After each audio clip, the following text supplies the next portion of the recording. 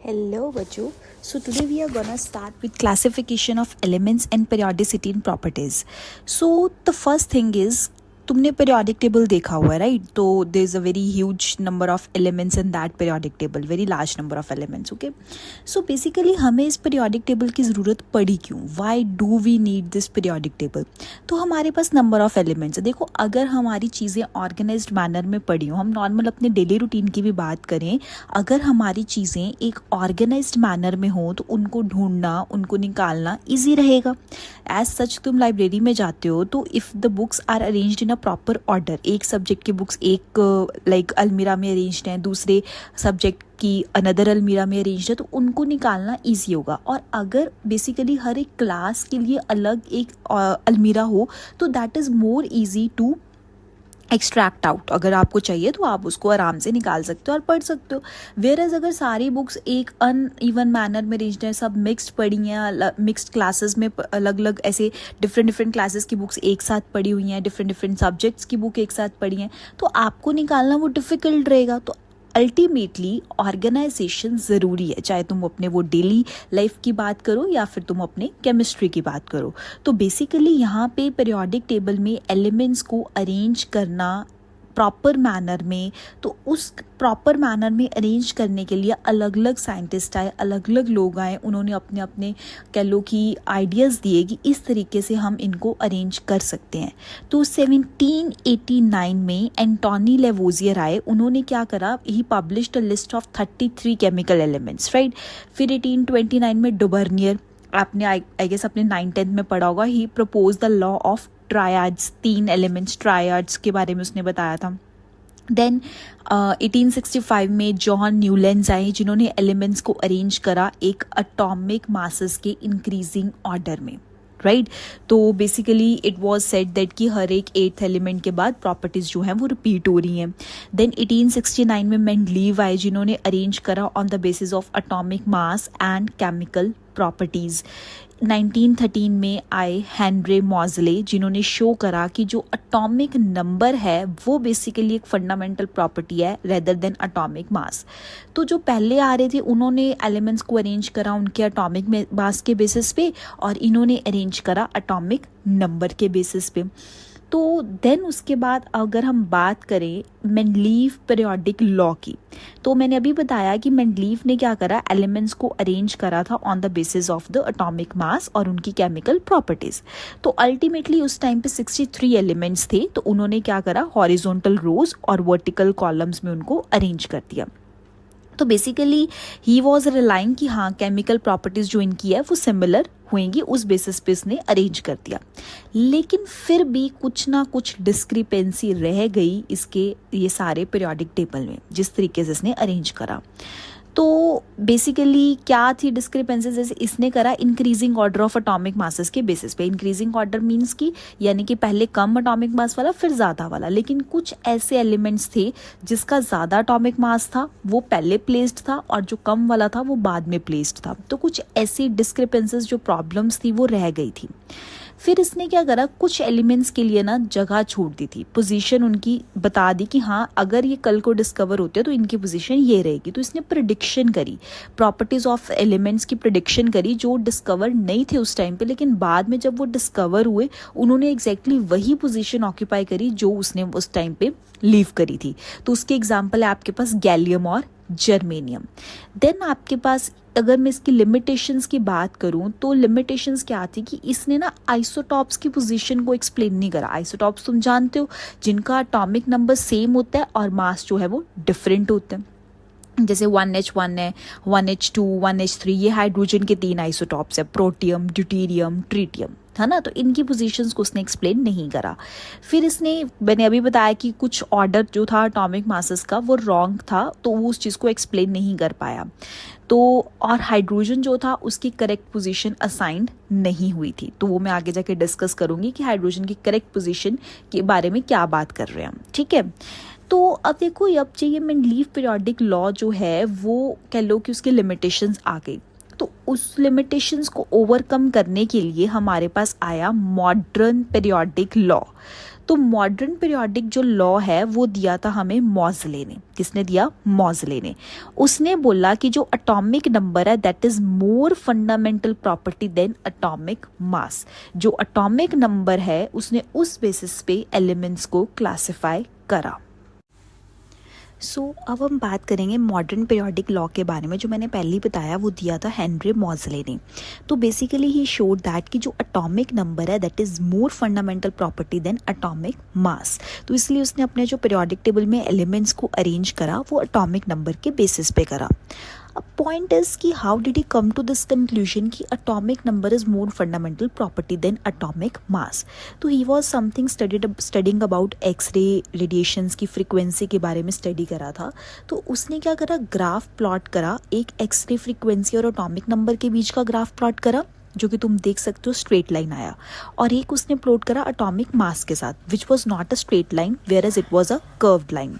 सो then उसके बाद आपके पास क्या चीज़ है कि इन दोनों के बीच में जो ग्राफ्स प्लॉट हुए उस बेसिस पे उसने डिफाइन करा कि यहाँ पे जो एटॉमिक नंबर है that is more fundamental property than atomic mass, right. So सारी जो फिजिकल और केमिकल प्रॉपर्टीज थी these are basically periodic function of their atomic numbers. तो ये जो मॉडर्न पीरियोडिक टेबल है इसको हम long form of periodic table बोलते हैं, जिसके अंदर तुम देखो कि जो हॉरिजॉन्टल रोज हैं वो 7 है जिनको तुम पीरियड्स बोलते हो, और जो वर्टिकल कॉलम्स है दोज आर ग्रुप्स जो टोटल 18 है। ठीक है जी। अब फर्स्ट पीरियड में तुम देखो तो 2 एलिमेंट्स हैं, सेकेंड पीरियड में 8, थर्ड में अगेन 8, फोर्थ पीरियड में 18, फिफ्थ पीरियड में 18 एंड सिक्स पीरियड में 32। बेसिकली दीज ऑल एलिमेंट्स जो हैं, ये जो सारे नंबर ऑफ एलिमेंट्स हैं, ये नंबर्स को हम क्या बोलते हैं? मैजिक नंबर्स बोलते हैं, right. So 2, 8, 8, 18, 18, 32, 32 these are magic numbers.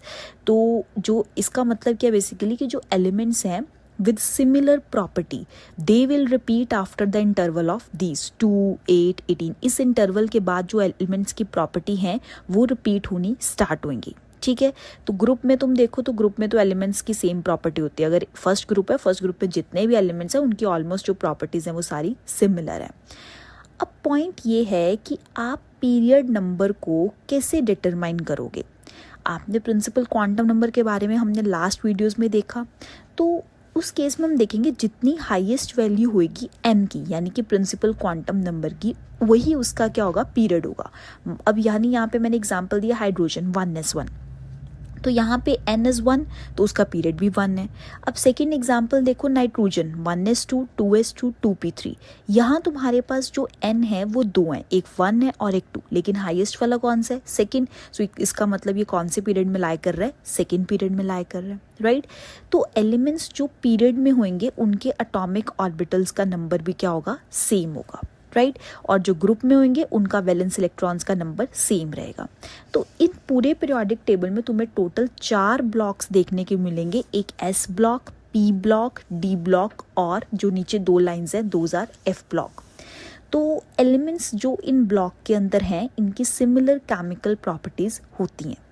तो फर्स्ट ऑफ ऑल अगर मैं एस ब्लॉक की बात करूं, एस ब्लॉक क्यों को कह रहे हैं? बेसिकली जो इसके अंदर एलिमेंट्स पड़े हैं ना उनका लास्ट इलेक्ट्रॉन एस ऑर्बिटल में जाता है। जैसे हाइड्रोजन की, अगर यहाँ पे कुछ एक्सेप्शंस की बात मैं करूँगी, जैसे हाइड्रोजन और हीलियम। अब हाइड्रोजन का है तो 1s1, लेकिन पॉइंट ये है कि ये इस ब्लॉक का पार्ट नहीं है। पॉइंट इज वॉट कि यहाँ पे जो लास्ट इलेक्ट्रॉन है वो एस में तो जा रहा है, जो कि बिल्कुल ठीक बात है, लेकिन उसकी जो प्रॉपर्टीज हैं वो कुछ प्रॉपर्टीज ऐसी हैं जो हैलोजन के साथ भी सिमिलर हैं। तो एक्सेप्शन इसमें क्या है? हाइड्रोजन की। अब हीलियम की बात करें तो कॉन्फ़िगरेशन 1s2 है, लेकिन इसको हमने एस ब्लॉक में नहीं रखा। क्यों? क्योंकि इसका जो बिहेवियर है वो नोबल गैस की तरह है। तो दिस इज वाई इसको हमने 18th ग्रुप में रखा है, दैट इज पी ब्लॉक में। Got it. तो ये कुछ एक्सेप्शन थी। अब ग्रुप 1 जो है एस ब्लॉक का उसको हम बोलते हैं एल्कली मेटल्स, और ग्रुप 2 को क्या बोलते हैं? Alkaline earth metals. S block की जनरल कॉन्फ़िगरेशन की बात करें दैट इज NS1 to 2, मतलब एस में 2 इलेक्ट्रॉन्स आ सकते हैं मैक्सिमम, या वो 1 हो सकते हैं या वो मैक्सिमम 2 होंगे। ठीक है। फिर नेक्स्ट अगर बात करूँ पी ब्लॉक की, तो 13th ग्रुप से लेके 18th ग्रुप तक you are having P block.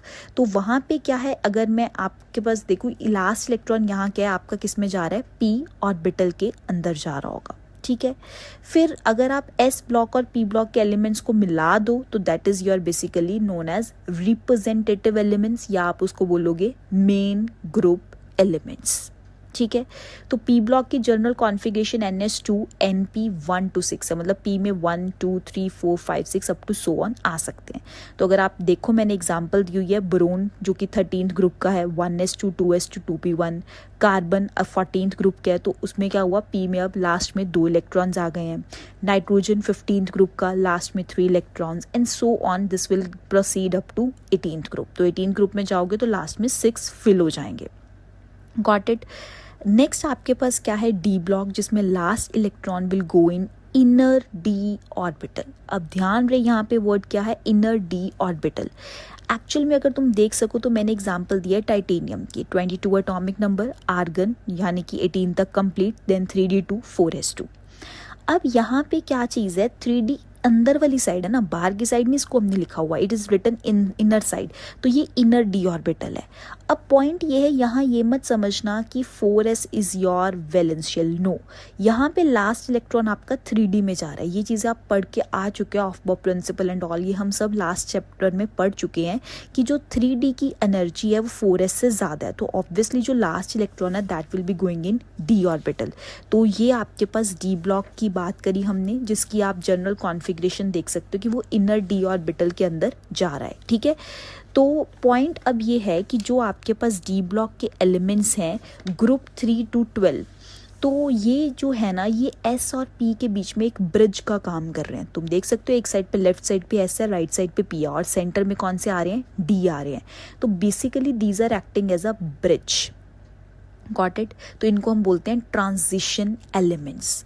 फिर बात करें एफ ब्लॉक की, तो लास्ट इलेक्ट्रॉन एफ में जाएगा, जनरल कॉन्फ़िगरेशन उसकी मैंने लिखी है, n-2 f 1 to 4, n-1 d 0 to 1 होंगे इसके अंदर, और लास्ट ns2 है। तो एग्जाम्पल तुम्हें यूरेनियम की गिवन है। अब पीरियड तो हमने देख लिया था कैसे फाइंड करते हैं, हाईएस्ट वो वाला होगा प्रिंसिपल क्वांटम नंबर, तो उससे आप पीरियड फाइंड कर पाओगे। लेकिन ग्रुप नंबर कैसे फाइंड करोगे, तो अगर मैं बात करूँ एस ब्लॉक में, एस ब्लॉक एलिमेंट्स का ग्रुप नंबर आप कैसे देखोगे, जितने वैलेंस इलेक्ट्रॉन है वही उसका क्या होगा, ग्रुप नंबर। तो एग्जांपल देख सकते हो, पोटाशियम की दी है मैंने, लास्ट में वैलेंस इलेक्ट्रॉन 1 है तो ग्रुप नंबर भी 1 है।